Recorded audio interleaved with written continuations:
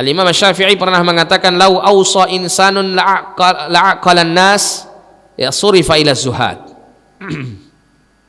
Kalau seandainya ada seseorang itu diwasiati untuk pergi kepada orang yang paling berakal, orang yang paling cerdas, maka ya dia pasti diarahkan kepada az-zuhad, kepada orang-orang yang zuhud.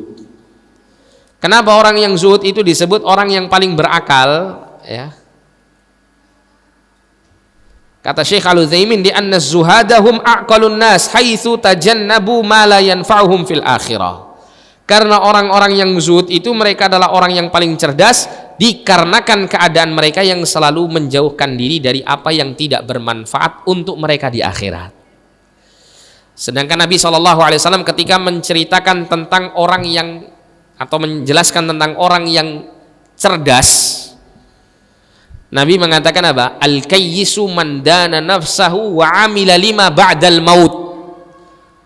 Orang yang cerdas menurut Nabi, ya, beliau mengatakan adalah orang yang mengontrol hawa nafsunya, yang mengendalikan hawa nafsunya, wa amila lima ba'dal maut, dan dia melakukan amal-amal kebaikan untuk bekal dia setelah kematiannya. Nah, sehingga orang yang zuhud ini termasuk orang yang al-kayyis ini, al-aqyisa ini, orang-orang yang cerdas. Ya. Kenapa? Karena orang-orang yang zuhud mereka adalah orang-orang yang senantiasa berusaha untuk mendatangkan manfaat bagi kehidupan akhiratnya, dengan cara tidak berlalu satu waktu kecuali selalu dia meraup pahala di situ.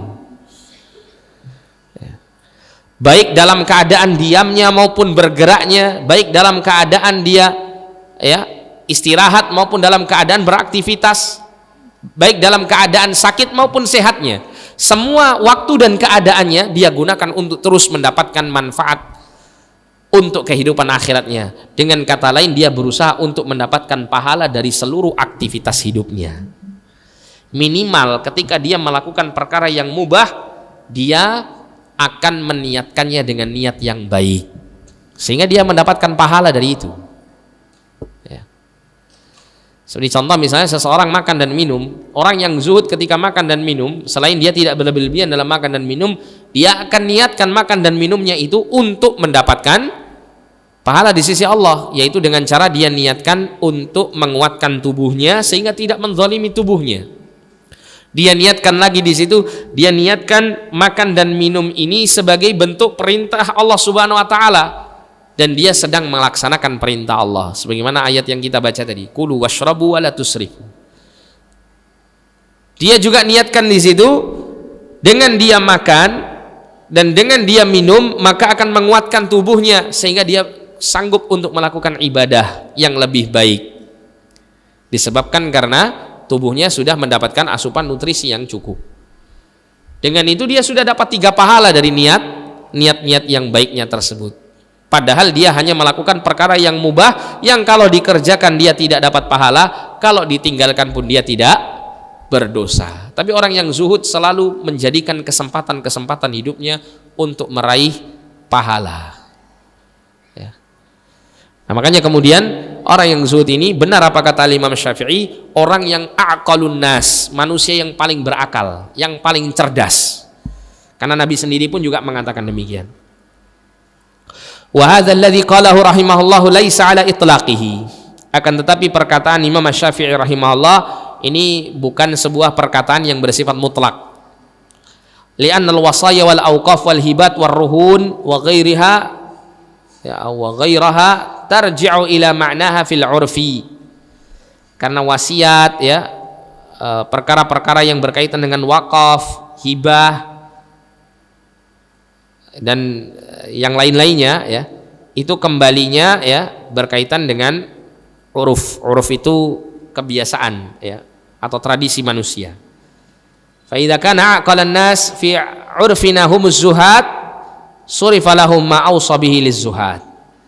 Apabila orang yang paling pandai dalam uruf kita ya, dalam adat kebiasaan kita pahami mereka adalah orang-orang yang zuhud, maka ya diarahkan hal-hal yang disebutkan tadi seperti wasiat, ya, harta wakaf dan seterusnya itu kepada mereka, ya.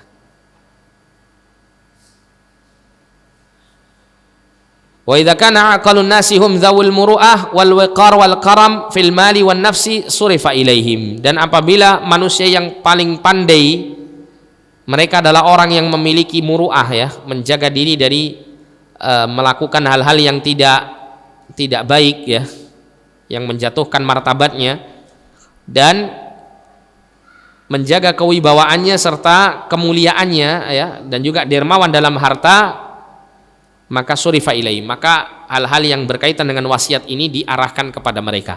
Maksudnya apa di sini? Jadi kalimat Imam Syafi'i tadi kan berkata gini, jadi kalau manusia itu diwasiati, ya, untuk pergi ke orang yang paling pandai di antara mereka, maka ya akan diarahkan kepada orang yang zuhud, kan gitu. Nah, ini menurut Syekh Al-Utsaimin ini sesuai dengan apa? Sesuai dengan urufnya, ya, ada tradisinya. Ya, ada tradisinya. Jadi kalau berkaitan dengan wasiat-wasiat yang sifatnya seperti wakaf atau wasiat harta atau apa saja, ya, berkaitan dengan wasiat ini, kalau diwasiatkan kepada seseorang, ya, untuk ditanyakan atau disampaikan atau diberikan kepada orang yang paling berakal di antara manusia, ya, maka ini dikembalikan kepada keadaan manusia di situ. Kalau yang ternyata orang yang paling pandai itu adalah orang yang zuhud, ya orang-orang yang zuhud ini, ya, yang diserahi. Tapi kalau ternyata didapati ternyata orang-orang yang zuhud ini tidak lebih baik pengetahuan agamanya dibandingkan dengan orang-orang yang lain, ya, nah, maka diarahkan kepada orang-orang yang mengetahuinya. Jadi intinya di sini disesuaikan. Akan tetapi kalimat yang disampaikan oleh Imam Asy-Syafi'i rahimahullahu taala tidak mengarah kepada hal yang disebutkan oleh Syekh Utsaimin ini. Tapi yang dimaksud di sini adalah pernyataan Imam Asy-Syafi'i ingin menjelaskan bagaimana, ya, kedudukan orang yang zuhud, keadaan orang yang zuhud. Pada hakikatnya orang yang zuhud itu orang yang cerdas secara hakiki. Kenapa? Karena dia sudah menyiapkan dirinya untuk meraih kebaikan hidup di akhirat. Sedangkan Nabi SAW telah menyatakan orang yang cerdas itu adalah orang yang menahan hawa nafsunya dan dia senantiasa berusaha untuk beramal kebaikan sebagai bekal kehidupan di akhirat. Jadi bukan berkaitan dengan kaitannya dengan wasiat-wasiat yang harus diarahkan kepada mereka.